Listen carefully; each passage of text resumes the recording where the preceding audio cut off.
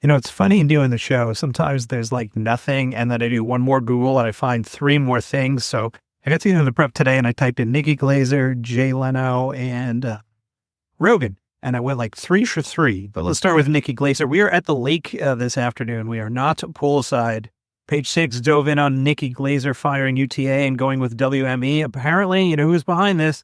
The Kardashians. That's right. Nikki appears with Kim Kardashian in the upcoming Netflix film, The Fifth Wheel, so you know it's going to be good. In The Fifth Wheel, produced by Kim Kardashian, we follow a group of high school besties who attempt to reconnect during a weekend haunt to Las Vegas. Page 6 reports Kardashian is ripped by WME and Nikki was enamored with Kim. Nikki has previously said of Kim Kardashian, and Nikki is a star hugger. Let's just be honest about it. She's a star hugger. Nikki said she was always someone I was like, I think I'd like to get to know her. She just gives great advice. She gave me some like insane life advice that literally changed my life. It was just a really hard decision I was making, and she just had a perspective on it that no one else could have offered me besides her. It helped me have the strength to do something I was scared to do. She's a really good friend. You know, you wrap these movies and you kind of go in separate directions, but me and the cast, we're all still chatting all the time and keeping up with each other.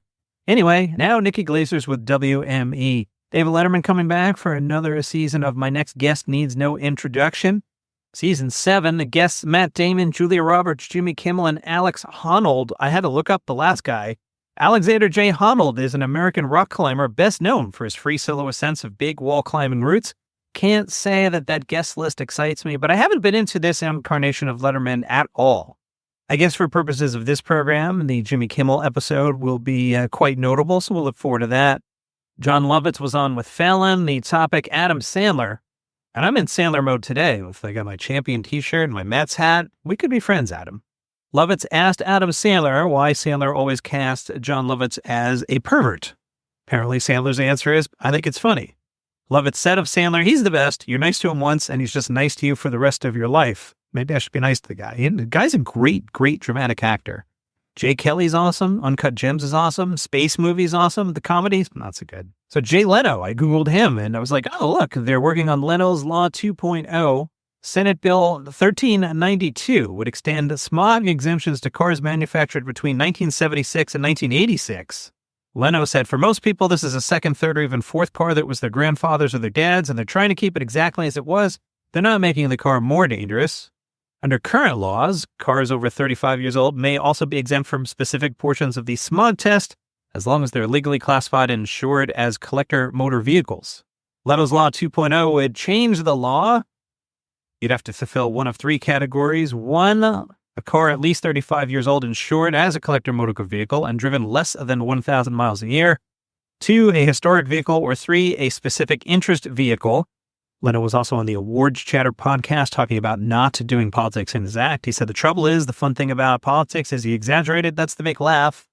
With Trump, all right, he's sleeping with a stripper, Stormy Daniels. Where do I go with that? I mean, where do you take it? That's the reality of it. Jay Leno added, when you don't like someone, it's harder to make fun of them. Send your letters to Jay Leno.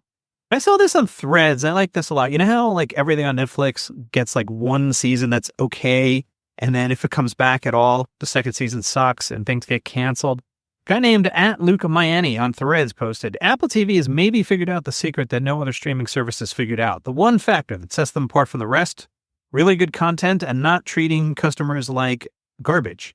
Yeah, they pretty much threw a bunch of money at really competent directors and insanely thorough vetted screenplay, and so they amassed a frankly insane list of banger programming, and then they kept making it. Even if basically nobody watched the show, they would renew it and give the showrunners a chance to tell their full story.